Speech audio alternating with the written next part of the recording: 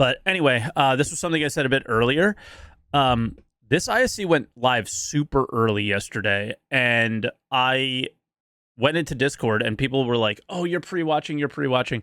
But I did see that it was okay. So last time they did the underground bunkers, what was the common theme?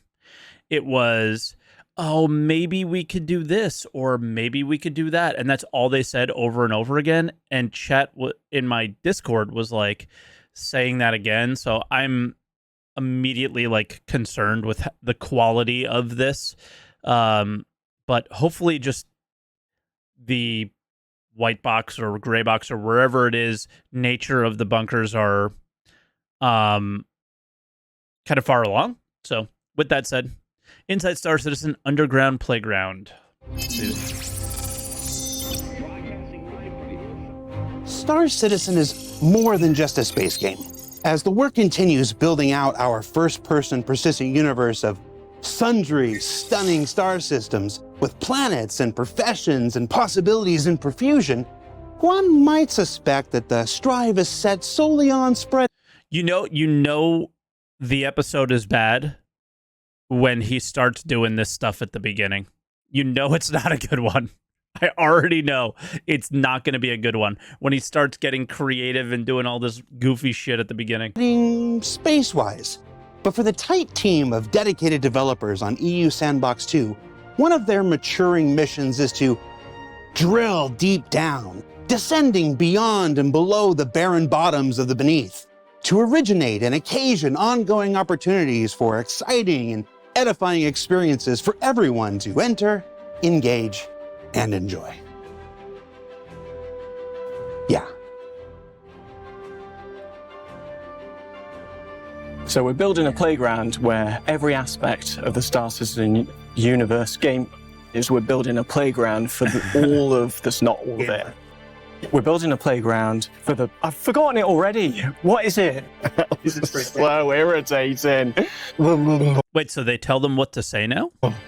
Where? Can I maybe say it another way? Playground, potential, every aspect. We're building a playground where every aspect of Star Citizen gameplay can occur. Their music's a tad too loud. It's always too loud. Always. Thank you. Nailed it. Hello, me again. Second time, but third time for this. Giving you a bit of an update on the underground facilities. So the first time you saw them was at CitizenCon last year. Ian was going through all the concept art. Then last time and first time you saw me, I was going through the planning and all those riveting Excel sheets. Yeah. This time I'm showing you where we're at currently in production. We're midway. To be fair, while they showed the riveting Excel sheets, they also showed some more that they were further along than just Excel sheets at that through time. White box.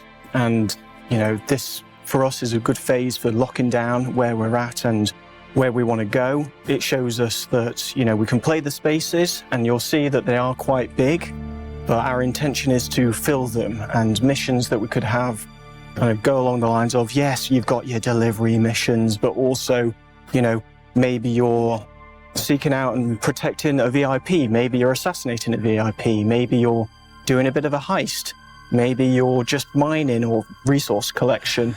Basically anything that... Okay, so this is what you guys were on about. Like, if we can't be maybe potentially.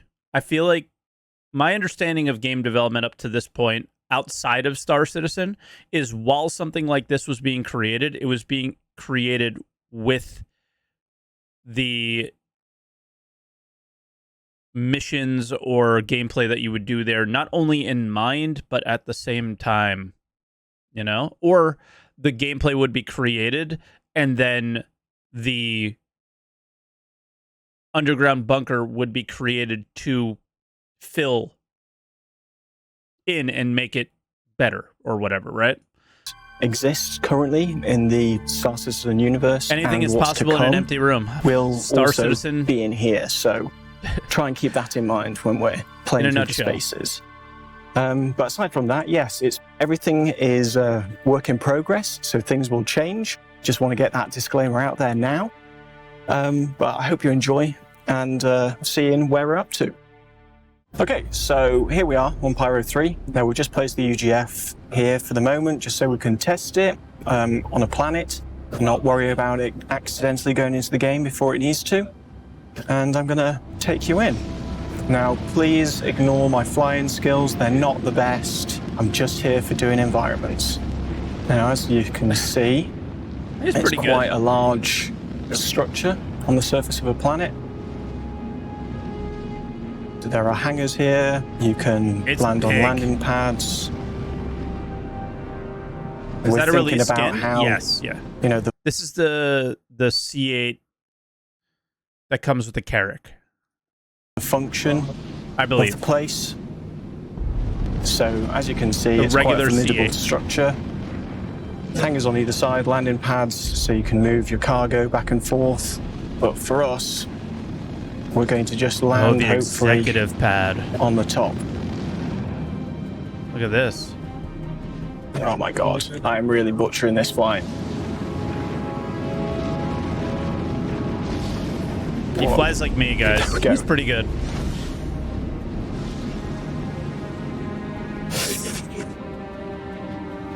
Okay, so let's get out of this Pisces.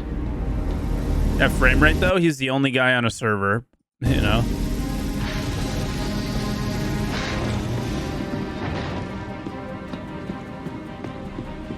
I don't have any flying guys, Now, Sharp. as we go in, there are going, like I said before, there's lots of work in progress stuff. There's going to be things clipping in and out. Try to look past that and to what it is we're actually showing.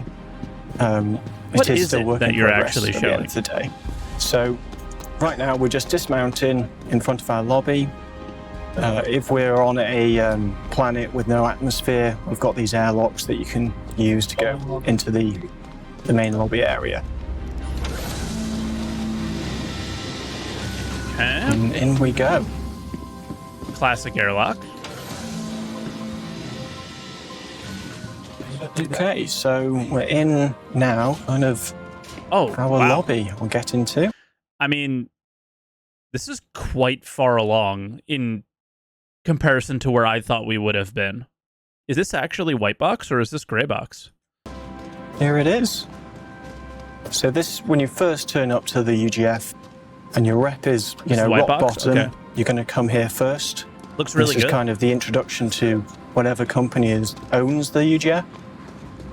And you'll be getting some missions from in this place, but you can see it's quite going for that brutalist structure, but having all this glass kind of makes it so you can kind of let the outside in a way. And you can see by looking out these windows, we can kind of take a look at kind of, again, Oh, the this is expanse going to of get the structure. architect reviewed for sure. And I think in the This is going to be Morphologist's longest video on his channel. the background over here, that is another UGF. So like I said, it's quite a big thing on the surface of the planet, which is awesome. Wow. Okay. So in here, this is not just a through space. We're going to have some offices on the back. And all of these, there's going to be some alternate routes that you can take, but we're building up all these spaces like it's a living, breathing. Mission giver there area. for sure, right? Definitely more corporate focused on this top level. Now let's make our way down into the UGF itself, because that's what this thing's for. So you get the limbo elevator down, and that brings us to this kind of pedestrian entry area. Oh, you This is saw where vent we're access. going to have some weirdness, There's vents. Very sus. and then it clips into our Among Us, guys. main Among Us. top of the elevator room, which you can Very see exciting. over there, which is lovely. Let's just make our way through. So this is the top elevator room. Again, there's kind of access to the outside, there's access to side rooms and other rooms from here.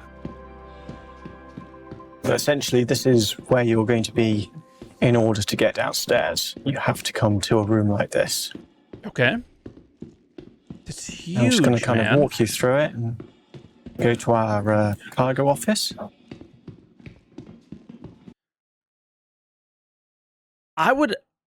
This is cool, but I kind of have to ask.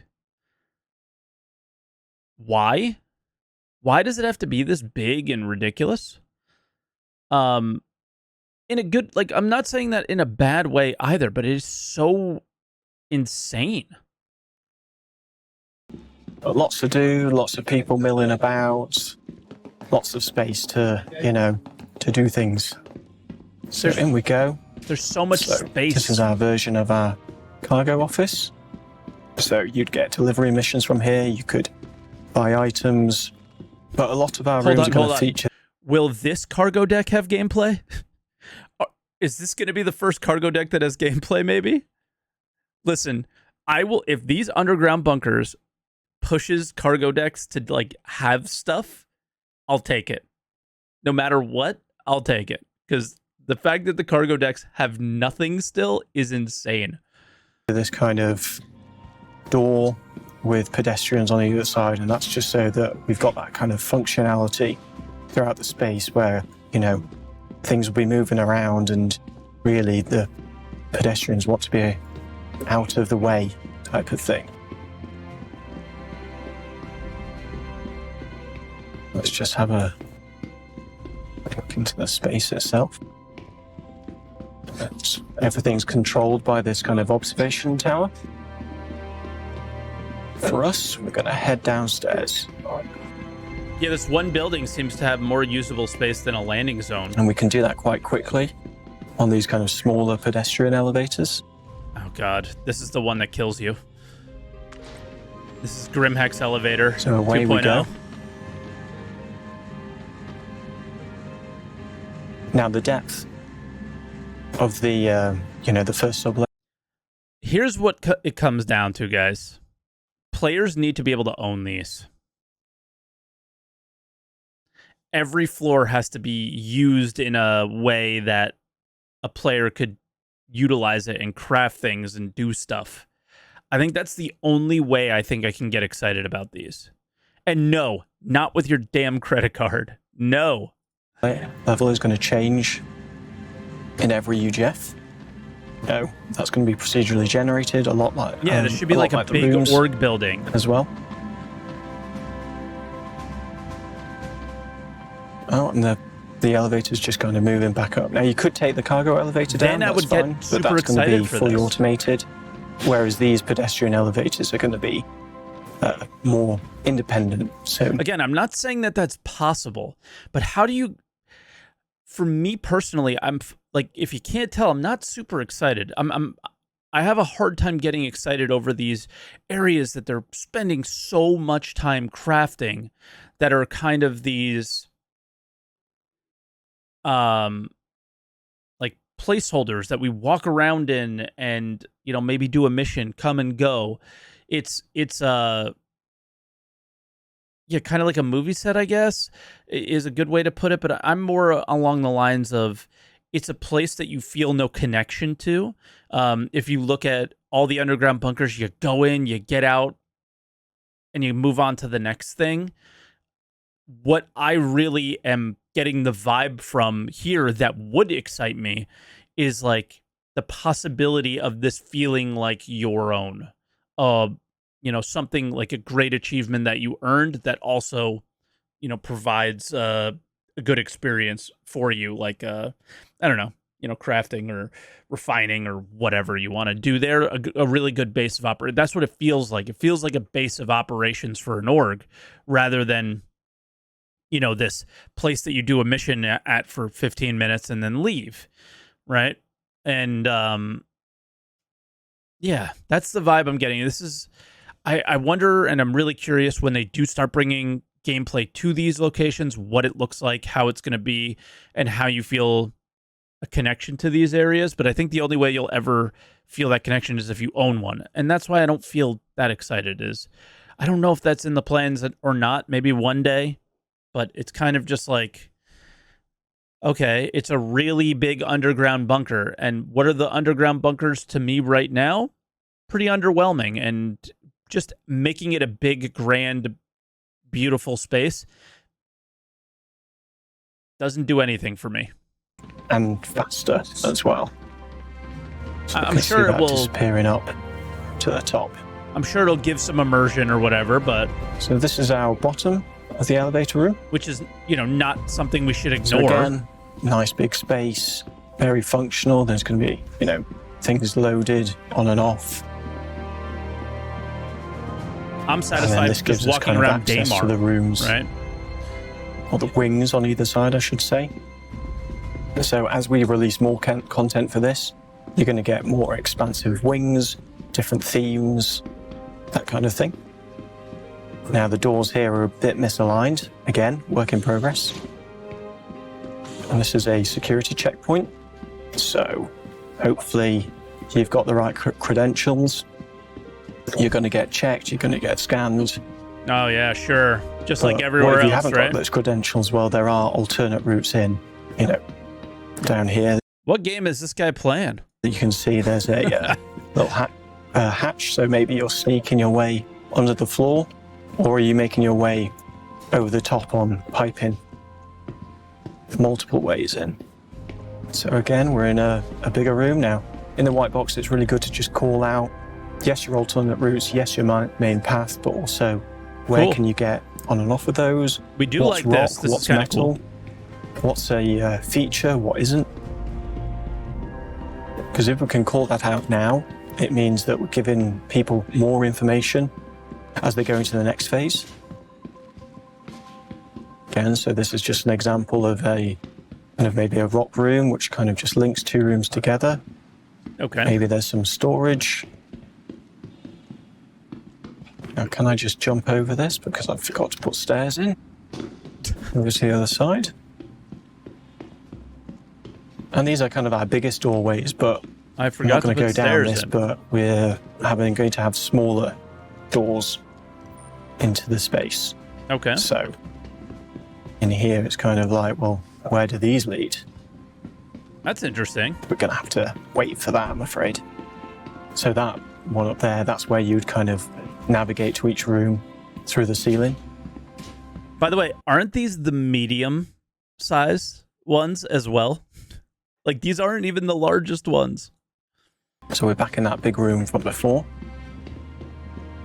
This is so Now, ridiculous, when the dude. rooms are this big, we can do a bit more with them. So there's an area out the back here. There's, rooms and maybe even some control points. So what if this bridge, I know it's a little blurred over this chasm, what if you could retract that back and forth? What if it's not even there? How are you going to make your way across?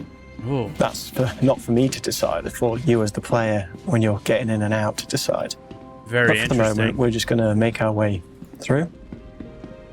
Yeah, if you fall down there, you're probably going to die, so watch out for those kind of things.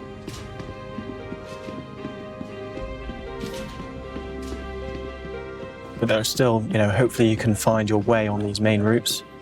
Some side rooms you could play, but then also, this bit's under construction now, but I wonder when it's going to be in the future.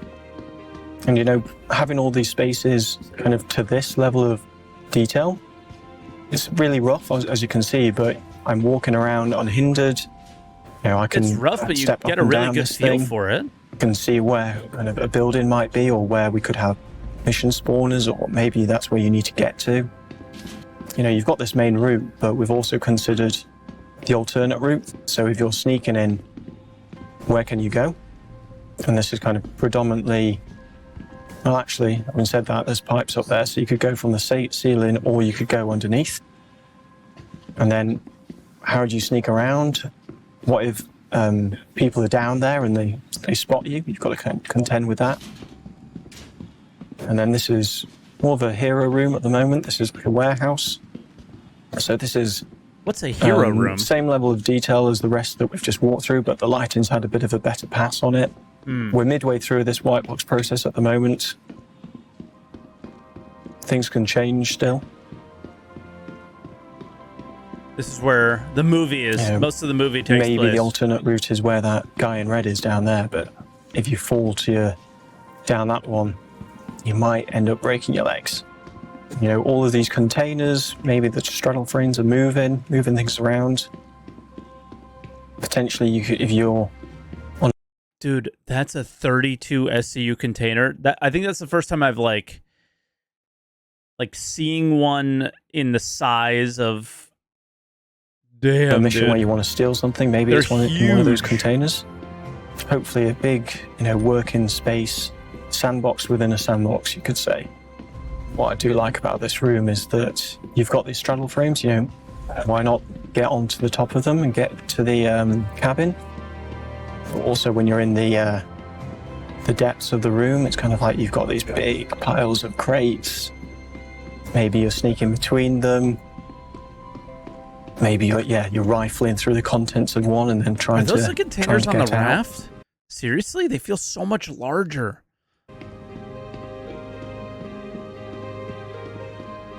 So there we go. That's where we're currently at. Like I said, we're midway through White Box. We've got a bit of time left to polish these rooms up and get the rest done. We're more or less at about 17 rooms, and then each of those rooms will have 2 overlays. So plenty of content for this initial release. Hope you enjoyed it. Okay. So, what did we learn this week? Well, we learned that the new underground facilities are making their way through the pipeline from concept to planning to white box with the intention to make their debut on the planets of Stanton and Pyro and beyond. That the procedural assembly of a multitude of room types will enable nearly every aspect of Star Citizen's current gameplay to occur inside them. And that even though they told me not spaceships, I'm never gonna not bet on the Star Citizen community. I believe in you. Now remember that Alpha 318 is available now to all players on OpenPTU, so check that out for more on Star Citizen's next major release. For Inside Star Citizen, I'm Jared Huckabee. We'll see you all here next week. Cool. I mean, listen. Not all of them can be last week's episode, okay? But I don't think that was entirely bad when you look at it from the perspective of like, all right, it was done by an artist. Again, it'll all go back to my initial question of why does Star Citizen do it the way they do? But I will not take away from the overall like look and feel of the underground bunker is quite sick. It's just a matter of what do we do there? And is traversing all of that going to be fun?